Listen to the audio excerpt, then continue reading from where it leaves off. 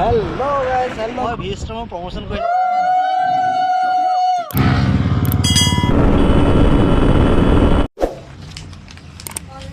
তো বৰ্তমান আছো লিপুৰ নতুনকৈ দোকানখন খুলিছে তালৈ আহিলোঁ। তো এটা পেকিং এটা কৰি লৈছোঁ, গৈ আছোঁ বাহঁতৰ ঘৰত। বাহঁতৰ মানে সৰু ছোৱালীজনী আজি অন্নপ্ৰসন্ন আছে। ভিডিঅ'টো বনাই আছিলে আগলৈকে আপোনাৰ চাবলৈ মেলিবলৈ এটা সুবিধা হ'ব, তো ধৰি ৰখাৰ নিচিনা হ'ব। সেইটো কাৰণে ভাবিলোঁ যে ভিডিঅ'টো বনাই লওঁ। লাইটৰ কণ্ডিশ্যনটো কম আছে, একো নাই, এডজাষ্ট কৰি ল'ব সেইটো। তো এইফালে মিষ্টাৰ লিপুৱে কৰি আছে, এটা পেকিং কৰি আছে। এইফালে ভণ্টি আছে, তাক গ'ল ফিটিং। এইফালে আছে ভণ্টি। চলা হা অঁ জানেতো চলাব। কে লাষ্ট কৰিছ?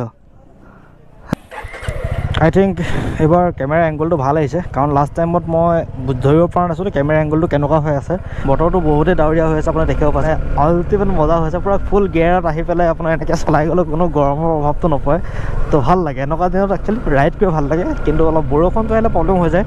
বৰষুণটো নাহিলে এনেকুৱা বতৰত মজা লাগে ৰাইড কৰি। মৃত্যুঞ্জয় এটা ইউনিক নাম। অলৰেড তো মই আহি পাই গ'লে আপোনাৰ ধলপুৰ ক্ৰছ কৰিলোঁ। ধলপুৰ ক্ৰছ কৰি আপোনাৰ ধলপুৰৰ নাৰায়ণপুৰত ৰখিব লাগিব। পাছে এইফালে ৰিপেয়াৰিং কৰি আছিলে, ৰিপেয়াৰিং কৰি থকাৰ কাৰণে ৰাস্তাটো অকণ ব্লক হৈ আছিলে। ব্লক মানে আপোনাৰ কি আৰু মানে ওৱান চাইড হৈ আছিলে, সেইকাৰণে যাবলৈ ক'বলৈ অকণ প্ৰব্লেম এটা হৈ আছিলে। অকণ তো যে বৰ এটা বেছি কথা নাপাতোঁ, কিন্তু ডাইৰেক্ট যাওঁ আপোনাৰ বাহঁতৰ ঘৰত। মোৰ যোনজনী বাৰ ছোৱালীজনী, যাৰ নেকি আজি অন্নপ্ৰসন্ন আছে, তো তাইক আপোনাৰ লগ কৰাই আছোঁ। তাইৰ নামটো কৈ আছোঁ, তাই দেখিবলৈ কেনেকুৱা কিমান এটা কিউট বেবী হয়। তো গোটেইকেইটা আপোনালোকক দেখাবৰ কাৰণে গৈ আছোঁ। ডাইৰেক্ট মানে তাত গৈ লগ পাই আছোঁ। লেটছ গ'।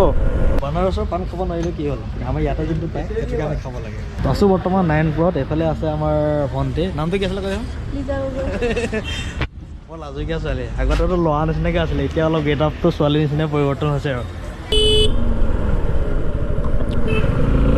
তো আহি পাই গ'লে আপোনাৰ মাধৱদেৱ বিশ্ববিদ্যালয়। সেইফালে দেখিছে মোৰ ৰাইট চাইডে আছে মাধৱদেৱ বিশ্ববিদ্যালয়খন।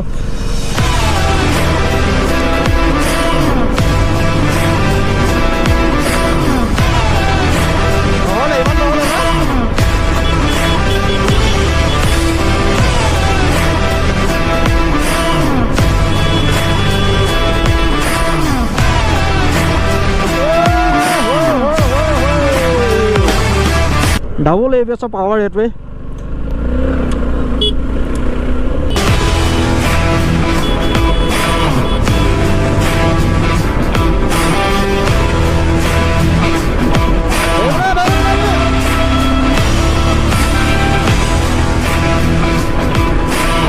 আগত গৈ আছে অ'লো মডেল XUV 500। তো আহি পাই গ'লোহি আমাৰ কাচিকটা। এইটো কাচিকটা কয়, এখন কাচিকটা দলংখন আছিলে। আমি যাব লাগিব লেফ্ট চাইডে, এইফালে গৈ পামগৈ আমি বাহঁতৰ ঘৰ। তো আহি পাই গ'লি বাহঁতৰ ঘৰত। ধুনীয়াকৈ যে চাহ খাই লৈছোঁ, মৰ্ণিং জেলপি সৈতে খাই লৈছোঁ। এইফালে আছে মোৰ দুজনী ভাগিন আছে। এইফালে আছে এজনী ডাঙৰজনী, এজনী সৰুজনী। এই আমাৰ অভিন্দ ছোৱালীজনী। এইটো তোমাৰ দিছোঁ হা, বুজিছা? এইটো মাংস খাবলৈ দিছোঁ দেই।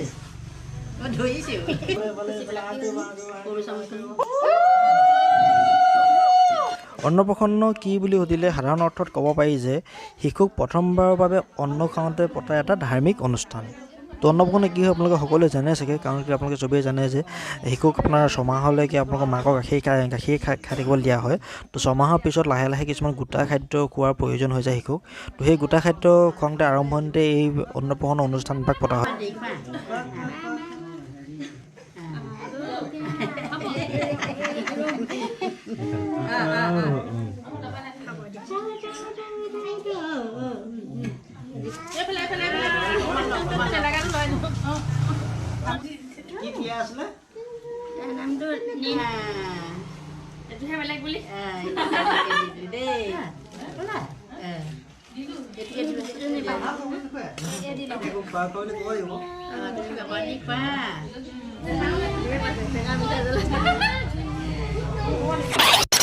Three days later. Oh my God!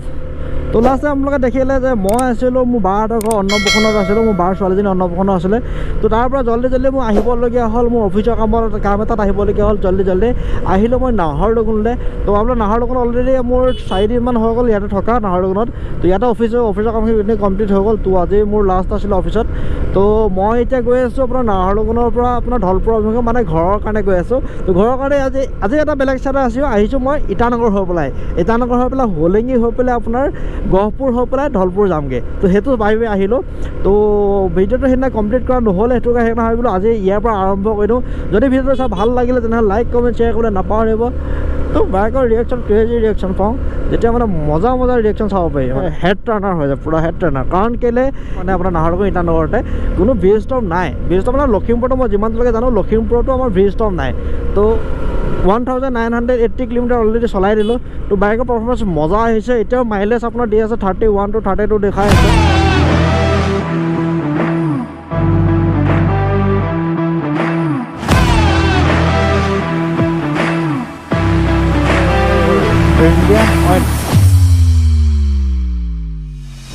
Ma'am आप डालेगा? ओके डाली। हाँ नहीं मैं जा रहा हूँ। हाँ घर जाऊँगा, बस्ती जाऊँगा, असम। बढ़िया हाँ 50 कर दीजिए, 50 कर दीजिए। ना नहीं घुसेगा। बढ़िया। Oh thank you. বাইকত যদি অকণ প্ৰিমিয়াম বস্তু লগাওঁ তেতিয়া আপোনাৰ লাষ্টিঙো ভাল হয়, আপোনাৰ মাইলেজটো ধুনীয়া পোৱা যায়। হেল্ল' পালোহি মই বৰ্তমান ইটানগৰ হয়। এটা দেখিছে আপোনাৰ চিভিল ছেক্ৰেটাৰী গেট ইয়াতে আছে। ড্ৰোনত যোনটো মই গ্ৰুপ মেমৰি কাৰ্ড ইউজ কৰোঁ, মেমৰি কাৰ্ডটো ডেমেজ হৈ গ'ল, কি কাৰণে নাজানো। ইয়াত ইটানগৰতে মেমৰি কাৰ্ডটো লৈ লওঁ। জাষ্ট 1 মিনিটৰ কাম এটা আছিলে। যা ৰে ঘৰ যাওঁগা দে দিয়া ন। তো একো মানে প্ৰব্লেমটো একো নাছিলে, জাষ্ট মানে আপোনাৰ ছাপৰ্ট নকৰা থাকিলে। ড্ৰোনত ছাপৰ্ট নকৰা হ'ল, গ্ৰুপত ছাপৰ্ট নকৰা হ'ল, মোবাইলত ছাপৰ্ট নকৰা হ'ল। আল্টিমেটলি আপোনাৰ ডেমেজ হৈ গ'ল মেমৰি কাৰ্ডটো। বহুতখিনি ফুটেজ আছিলে, বহুতখিনি ভিডিঅ'ও আছিলে তাতে। মানে আপকামিং ভিডিঅ' বহুতকেইটা কাম কৰি ৰখা আছিলে, গোটেইকেইটাই আপোনাৰ ডেমেজ হৈ গ'ল। তো সেইটো কাৰণে সেই ভিডিঅ'কেইটা চাগে অলমষ্ট নাহিব। কাৰণ কেলৈ মোৰ দুটামান পিকনিকতো গৈছিলোঁ, পিকনিকৰকেইটাও নাহিলে। আৰু দুটামান আমাৰ তাৰে কিছুমান থানৰ ভিডিঅ' লৈ থোৱা আছিলে, সেইখিনিও আপোনাৰ মানে আপলোড কৰিব নাযাবগৈ। কাৰণ কেলৈ ফুল মানে মেমৰি কাৰ্ডটো ডেমেজ হৈ গ'ল। অঁ পাৰ্কিং পাই গ'লোঁ। মানে এইখন জেগাত পাৰ্কিং পাবলৈ বহুতেই টান হয়।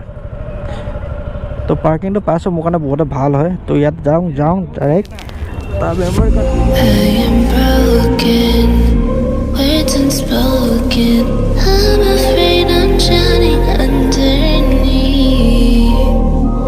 মোৰ ইউনিকৰ তলতে ৰখি থাকিলে, অকলে ৰখি থাকিলে। তো মই বহুতখিনি কামেই কৰা হ'ল এবাৰ। তো ফাৰ্ষ্ট আপোনাৰ দেখাইছোঁ, এইটো দেখিছে, এইটো কভাৰ ল'লোঁ, ওপৰত এটা লেয়াৰ এটা লগালোঁ। বাকী এটা মেমৰি কাৰ্ড ল'বলৈ আছে, মেমৰি কাৰ্ডটো লৈ 3টামান কাম একেলগে হৈ গ'ল, একেখন দোকানতে হৈ গ'ল।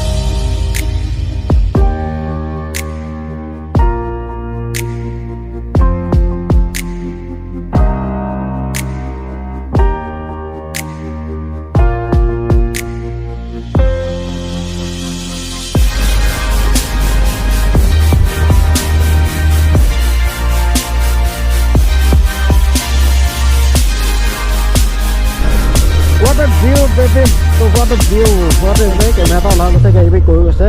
তো এটা বহুত টাফ জব হয়। কাৰণ কেলৈ আপোনালোকৰ নিজৰ লগতে নিজেই মানুহে কথা পাতি থাকিব লাগে। এতিয়া আপোনালোকে দেখিছে, আপোনালোকৰ লগতে মই চাই আছোঁ, কিন্তু আপোনালোকে যেতিয়া মোক চাই আছে সেইটো টাইমত আপোনালোক মোৰ লগত নাছিলে। তো সেইটো টাইমত মই অকলে কথা পাতি থাকিবলগীয়া হয়। তো সেইটো অলপ বৰিঙো লাগে, আনকমফৰ্টেবলো লাগে। তো এটা হেবিট নিচিনা হৈ গ'ল। তো ভাল লাগে এতিয়া আপোনাৰ আৰম্ভ কৰিব বিচাৰে আপোনাৰ লাইফত কিবা এটা কাম। তো আপোনালোকে বেলেগক ইগন'ৰ কৰিব, আপোনাৰ নিজে যোনটো মাইণ্ডছেট বনাই ৰাখিছে এইটো এনেকৈ যোনটো আপোনাৰ যোনটো ফুল প্লেনিং থাকে, সেই প্লেনিংটো ফ'ল' কৰিব। তো নিশ্চয় আপোনাৰ ছাকচেছ পাব। তো অকণ টাইম লাগিব হাৰ্ডত। প্ৰথমতেতো আপোনাৰ ইমান সহজটো কোনো কামেই নহয়। এনেকুৱা এটা কাম নাই যিটো কামত নেকি সহজতে চব এচিভমেণ্ট পাই যায়, তেনেকুৱা এটা কোনো কামেই নাই। তো মানুহৰ লাইফতো বহুতেই কষ্টদায়ক, বহুতেই হয়। আপোনাৰ মানুহৰ লাইফটো ষ্ট্ৰাগলৰ মাজে চলাই যাব। মানুহ যদি চবচে সহজে হৈ যায়, লাইফটো জীয়াই থকা কোনো আনন্দই নাথাকিব। তো মই অলৰেডি ক্ৰছ কৰি ল'লোঁ আপোনাৰ অৰুণাচল ক্ৰছ কৰি ল'লোঁ গহপুৰ বাইপাছটো বাইপাছৰ পৰা যামগৈ তো তাতো মজা লাগে গহপুৰ বাইপাছটো আপোনাৰ চুজুকিৰ ফালৰ পৰা মোক যোনটো জেকেট দিছিলে এই জেকেটটো পিন্ধি আহিছোঁ কাৰণ লোকটো দেখাম চুজুকিৰ ফালৰ পৰা কোনটো মোক জেকেট গিফ্ট কৰিছিলে তো সেইটো আপোনালোকক দেখাই আছোঁ তো এটা সম্পূৰ্ণ মানে আপোনাৰ দেখিবলৈ গ'লে মই এনেকুৱা লাগিছে যেন মই পূৰা ফুল প্ৰমোশ্যন কৰি আছোঁ ভিষ্টমৰ তেনেকুৱা যেন লাগি আছে এতিয়া ৰাইডিং জেকেট কিয় পিন্ধিব লাগে আপোনালোকে জানেনে ৰাইডিং জেকেট আপোনালোকৰ মনত কি ভাবি আছে মানে জেকেটটো কি কাৰণে পিন্ধিব লাগে বা ৰাইডিং এচেচৰিজ কি কাৰণে পিন্ধিব লাগে আপোনালোকে কি ভাবে এইটো কওকচোন বাৰু তো ৰাইডিং গিয়াৰ্ছ মানে এইটো কাৰণে পিন্ধিব লাগে মানুহক শ্ব' কৰিবৰ কাৰণে নহয় মানুহৰ মানে আপোনাৰ নিজৰ চেফটিৰ কাৰণে আমিতো হেলমেটটো গিয়াৰ্ছ আপোনাৰ জেকেট যিমানখিনি এচেচৰিজ পিন্ধে আপুনি বাইকিং ৰিলেটেড তো গোটেইখিনি আপোনাৰ কি কয় চেফটি প্ৰদান কৰে আপোনাৰ বাইক ৰাইডিঙৰ ক্ষেত্ৰত ভুল ধাৰণা লৈ নাথাকে ৰাইডিং গিয়াৰৰ ওপৰত ৰাইডিং জেকেট বা riding pant riding gears helmet এইবোৰ মানে আপোনাৰ মানে নৰ্মেল হেলমেট এটাও পিন্ধিব পাৰে মানে হেৰিটেজ হেলমেট কি কাৰণে উলিয়ায় মানুহৰ চেফটিটো আগত ৰাখি হেলমেট উলিয়ায় তো মানে আপোনাক মানুহে কয় যে দাম চাই কাম বুলি কয় ন তো তেনেকুৱা ক্ষেত্ৰত আপোনালোকে সেইটো নিজে বুজি পাইছে মই কি বুজাব বিচাৰিছোঁ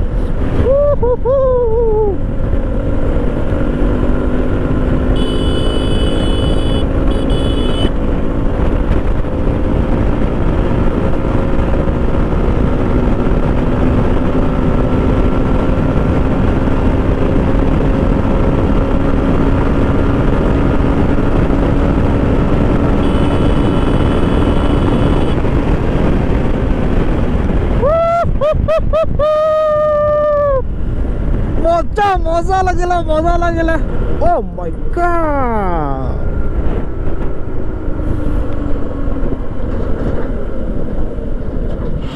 হেল্ল' গাইজ তো ইগনোৰ আপোনাৰ বাহিৰৰ নইজটো ইগনোৰ কৰক তো দেখিলেও আছে মই আছোঁ আজি ফুল গিয়াৰত আপুনি দেখিছে ইউনিকৰ কালাৰৰ লগত মোৰ জেকেটটো পূৰা পাৰফেক্ট মেচিং হৈছে তো থেংক ইউ চুজুকি আপোনালোকে সেইটো ধুনীয়া জেকেটটো মোক গিফ্ট কৰাৰ কাৰণে তো চাইজটো অকণ ডাঙৰ আছিলে এইটো অলপ বনাই মেলি ল'লোঁ ধুনীয়াকৈ আছিলে মোৰ চুজুকি ফালৰ পৰা চুজুকি ডিলাৰে দিয়া গিফ্টটো এনেকুৱা লাগিছে যেন মই ভিষ্টমৰ প্ৰমোশ্যন কৰিছোঁ তেনেকুৱা যে লাগিছে তেনেকুৱা একচুৱেলি নহয় চুজুকি ফালৰ পৰা মোক ৰাইডিং গিয়াৰটো দিছিল তো এইটো পিন্ধি আজি টেষ্টিং কৰিলে কেনেকুৱা গিয়াৰ হয় মানে আপোনাৰ অফাৰিংটো বহুত ধুনীয়া খাটাৰা অফাৰিং হৈ গৈছে কাৰণ কেলৈ এনেকুৱা এটা পাৰ্টছ নাই য'ত নেকি আপোনাৰ বোকা নাই একচুৱেলি বোকা চৰকা নাই চাওক এইফালে চাওক গোটেই আপোনাৰ ধুলীয়া বোট খাই আছে